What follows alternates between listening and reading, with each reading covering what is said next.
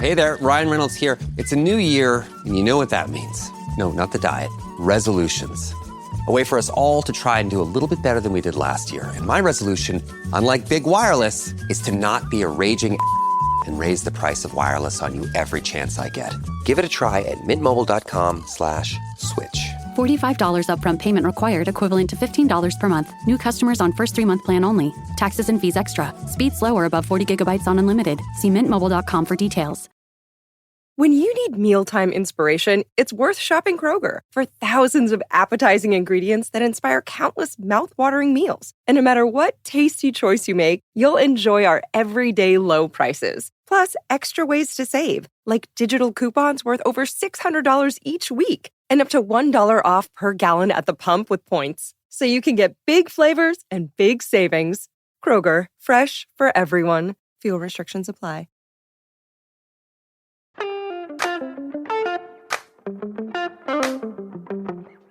Welcome to I Don't Need an Acting Class with Milton Justice.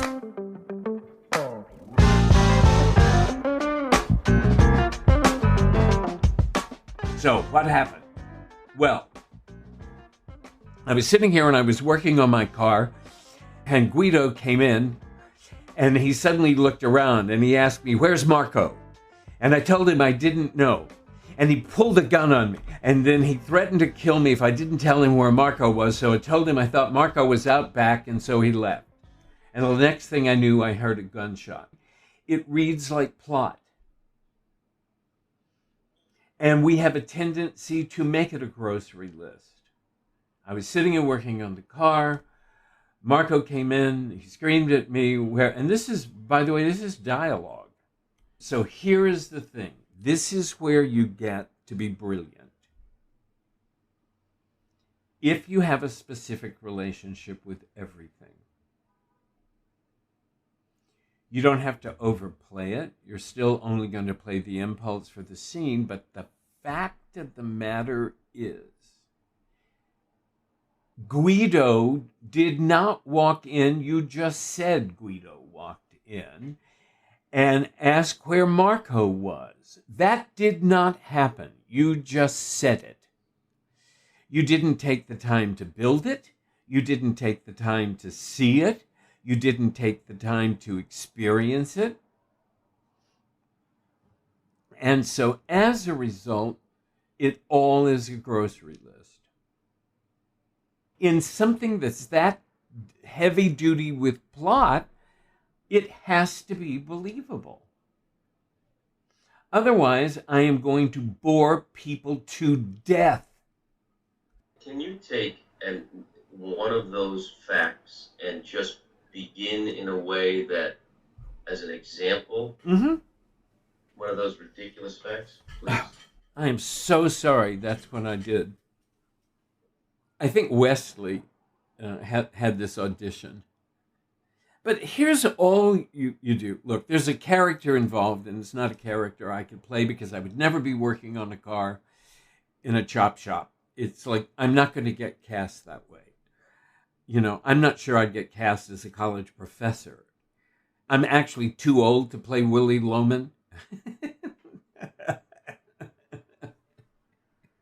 I'm 15 years older than Willie Loman, and but so or all those parts that I thought someday when I grow up I want to play George and Who's Afraid of Virginia Woolf. Anyway, okay. But what I would do is I would just say, okay, I'm working on this car. What car? This car is like a BMW, and it is like stolen. And we're fixing it up so nobody will recognize it. Okay, so now I have to add something to it because that's not enough. Working on the car is not enough. It's like there's pressure. What pressure? All right, so I need to add some pressure. The guy that brought this in is a scary son of a bitch.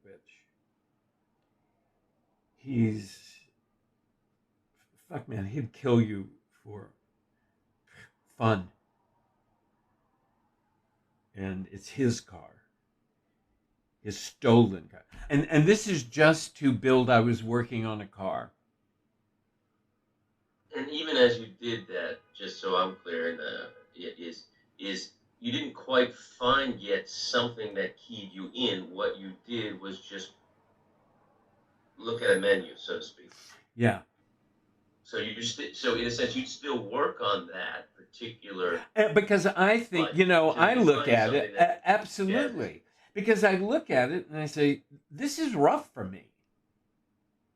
I mean, first of all, I would never be cast as that. And so if somebody said that they wanted me to do it because they were looking at something different, I mean, I would look at it and say, me working on a car, I'm going to have to work a lot harder than somebody else working on a car. And is that because of your experience or because of your imagination or because of both? It's because of both. I've never worked on a car. I mean, listen, I love Julianne Margulies. And I love her. And she did a David Hare play where she played a Yale professor. And I looked at it and I thought, Jesus Christ, Yale's an hour and a half away. Didn't it occur to you to go look at Yale and see what a professor looks like? I mean, it's like they're things I can play. I would have to make specific choices because the danger is I've been a Yale professor, and so therefore I don't want to just assume because I've been a Yale professor I can play it. I'd have to build some very specific things, but it's like that's not so difficult. Somebody that's working on a car, it's like I might have to, I might at the end of the day say, you know what, give somebody else the part. It's not worth it for me to make that believable because I need to make it believable. I mean, it all has to be believable. And that's the reason I'm shopping around because nothing lands. I finally got the BMW sort of started to land. Do you know what I mean? It's like, and then the guy a little bit started to land. But, I got to really, I have difficulty. I have difficulty because I work on great plays. I have difficulty because when I direct, I like to direct great plays. I don't do television. I enjoy working on people's television auditions only because there is nothing there. And so I think it gives the actor fabulous opportunities to bring something unexpected. It's like you have this audition that we're going to work on, and it's an agent on the phone. And as I was thinking about it, I was thinking about watching my agent on the phone, or do you know what I mean? It's like, or walking down the hall. Years ago, I was with ICM, and I was walking down the halls of ICM, and it was like a hilarious short film. Out of every office, you'd hear somebody else screaming something different, and so I thought, oh, good. So he's talking to two different people on the phone. Let's find something really fun about how you talk to one person as opposed to how you talk to another person. But even as you're saying that, it's interesting because you come alive as you're saying that versus how you were struggling to even find something connected to I'm working on a car. And of course, it makes me think, obviously, as actors, we need to go out and experience as much as possible in our lives, right? Yeah. But also, it really is like you're already connected to that. You could start the agent now. You could be that agent based upon what you're saying and what you're experiencing. And it's always that, you're right. We want to be able to be this everything to everybody, but we can't in terms of, No, and I think that's, parts. look, Stella would say, when we'd look at a character, she said, you might start with how is the character like me? How is the character not like me? And I think that was very useful. But then when I started working on character one day, I said, let's even be more specific. And Michael Chekhov's approach to character I found not to be so great. I found it too limiting because he was going for 3 specific things, and I don't think that's enough. And so if I were building a character, and again, I would not go in for the guy working on the car. Nobody would ever believe it. It would be pointless for me. Fuck off, Nicola. I'll let you work on my car, Milton. Oh, my God. Listen, when I had my knee replacement, Chris Carmack, who now plays a surgeon on Grey's Anatomy, who's a student of mine, and so he took me to, it was my hip replacement. He took me to the hospital to check in. And so the nurse, isn't he on Grey's Anatomy? And I said, yes. And he will not be performing this operation. But I have to say, when Carmack has all those technical terms on Grey's Anatomy, and now he can send his kids to college because he went from being a guest star to being a regular. But the fact of the matter is, it's like you have to learn all of that. I'll show you the video that I found of the explanation of the physics behind what we're talking about in Copenhagen, because it shortcut it for us, and I didn't have to do it to explain it to you. Listen, Helen Mirren, when Helen did this movie for me, she looked at me at one point, we were doing a scene, and she said, I'm so glad it's you producing. And I said, why?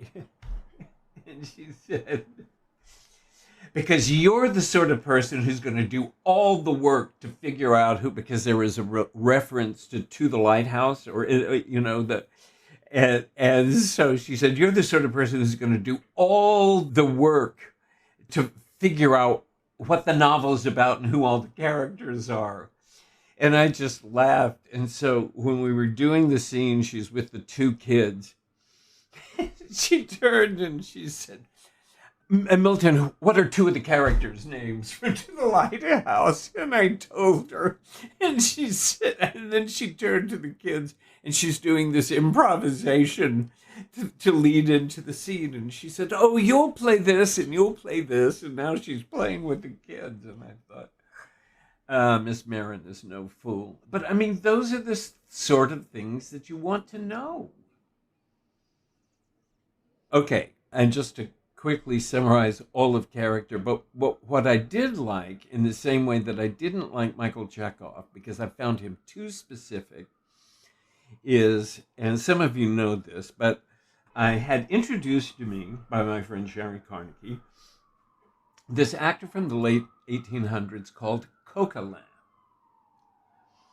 And Coquelin, when he was working on a character, would build the character as if he were someone over there. And he would actually visualize the character. Now, you don't always have to do this, but I found it useful with some, where he'd see the character and he'd see his habits, and it was a very specific way that he found that could build how's the character not like me. And so, he would look at this person over there and he'd say, he's very direct. And he would keep him over there until he could step into his skin. Or sometimes I use the term morph. Or Simon Callow uses the term shapeshift. But it's like Superman. You move into the phone booth that makes you Superman. And so, but you've built that phone booth. But I mean, there are a lot of things. There are a lot of ways to do this.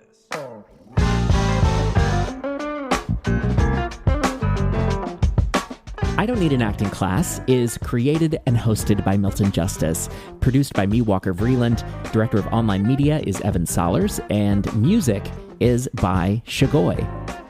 I Don't Need an Acting Class is brought to you by weaudition.com, where you can sign up to be a virtual reader for auditions. You can also find a reader for a rehearsal or self-tape. It is the #1 resource for that purpose. And if you use the code ACTINGCLASS, you get 25% off, which makes it something like $10 a month. So check that out, weaudition.com. Have a wonderful week, and we will see you back here next time.